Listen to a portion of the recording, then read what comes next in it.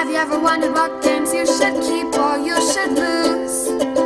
Find out here at Purge Reviews. Santa's Little Elves is a weird Christmas game. First of all, the theme makes absolutely no sense. Why are the elves stealing presents? Like, I'm not even sure I want to play that game with my kids. Like, the elves are stealing presents? Like, why am I putting that into their head? Like, maybe if you're an older, cynical person, like, that's funny. But I'm not sure that works in a game intended for families. I guess maybe. I don't know. Your mileage may vary on that. Let's put that aside. So what you're doing in this game is you're gonna look at the tiles that you want. You're gonna set your dice as something, and people are gonna try to guess what you're trying to go after, and you're gonna get the tiles. It's okay. It's a little bit mean of a game because you kind of know what people are gonna do. It's like, do you know what I'm gonna get? So I'm not gonna go there, but you know that I'm not gonna go there, so you're gonna go here, and I'm gonna go there. You know, the Princess Bride thing. So it's okay of a game. It's not something that like I'm gonna write home about. It's a fun little exercise. I have to admit, I'm a sucker for Christmas games. So I'm going to keep this game because it's a Christmas game and we like pulling it out. And we just pretend like they're evil. You know, a couple of the elves are evil. I don't know. The theme is weird. The game itself is okay. It's fun. I like collecting the stuff. There's some bad stuff that you can collect. It'll give you negative points, etc. And the game is okay. It isn't something I would write home about. There are better Christmas games on the market. But I've kind of put this like at 6.5. I think that it does bring something that's a little bit different. It kind of feels like someone was like, hey, I need you to design a game on this. And I'm like, okay, really quick. This is it, you know. And it works fine. I don't know if it's going to give you those big moments or give you something like, wow, this is the best game ever. It's okay in the Christmas. There's not a lot of good Christmas games out there, and I feel like it's fine. As a game itself, I don't think it's going to hold up that well. It's a keeper for us because it's Christmas, but I can't give this a glowing endorsement at all. I feel like sometimes people just guess what you have. It's a little bit random in that. You're going to be okay with that, a little bit chaotic. There are times when other people are playing and you're not. You're just kind of watching them, and I don't really like that in games. I want to be involved. I understand you're going to take your turn, but then when you're picking a partner, now, I don't know. It's a weird setup. So look at the flow of the game. See if it's something that'll fit for you. This is something I would strictly just play as a family game. Haha, isn't it funny? And move on. Keeper for us, but mainly because of the Christmas theme. But that theme might also pull me away from it too. Here is Santa's Little Elves. You can see my hand on. It's a pretty portable little game. It's pretty bulky, but the elves are all being naughty on the front of it. And you're going to have a rule book, which we'll take a look at in a few minutes. As for components, you're going to get a little die. It doesn't really matter because you're not rolling it. You're just kind of putting it down, but it is a little tiny. You're going to have a really nice holiday bag. I like this thing quite a bit. And then you're going to have the tiles that are inside.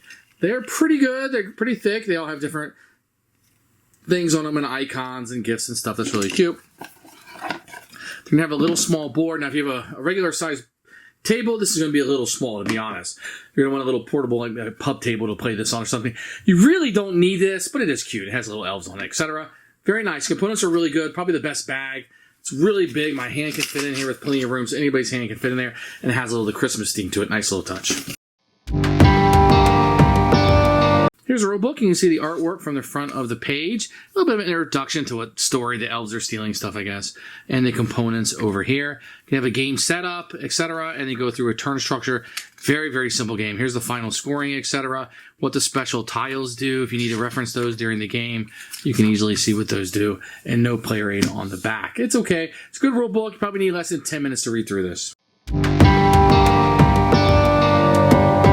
So what's going to happen is you're going to put this in the front and you will have the dice out. You will shuffle up the tiles inside of the bag and you're going to draw one out for each one of these locations. Then what somebody's going to do, whoever's turn it is, they're going to put this and kind of hide it. There's no screen. You just have to use your hand and this will not be seen by the other people. Let's say I put it on 2 because I am trying to get this. Then the next person to my left will then guess what I put on my die, i.e. which tile I'm going for. So let's say they guess correctly, this 2. Great, they get this tile, I get nothing, and another tile goes out. If I picked 4 and they said 3 and they were wrong, then I take the tile and I get to use it for scoring purposes or whatever. When the bag is out of tiles, the game will end. Then you will score up and then whoever has the most points is the winner. You're going to score points for the numbers that are on here. You're going to see some of these will require batteries, so whoever has the most batteries will get points. Whoever has the ones without batteries will get the most points. There are some special tiles that let you steal things from other people, reverse time, etc. as you go through. So if you're going this way, this reverse one will make it go back the other way. Most points is the winner of the game. It's a little take that, stealing presents as elves, I guess. That's anti-thematic, I suppose. But that's what you're doing in this game. You're literally having somebody try to guess which tile you're trying to get. The only little caveat to the game is, let's say you had something like this, where 2 items are out, and they're the same. So the boombox is the same. If I put 4 down, and I'm trying to get the boombox, and the person does not pick what I'm going to do, I actually get all of the boomboxes that are out. And then the other person can choose 4 or 5. Say I put a 4 down because I'm trying to get the boombox.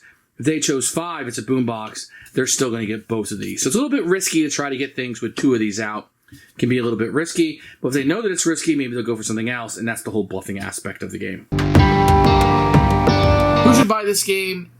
Christmas fans who want Christmas, although the elf stealing thing is a bizarre thing. It's kind of weird. I do like the dice and kind of guessing. That's kind of fun. I would say try this one before you buy it. If you're on a budget, this might be a budget title, but I'd probably squarely put this in. Try this one before you buy it. See if you like it.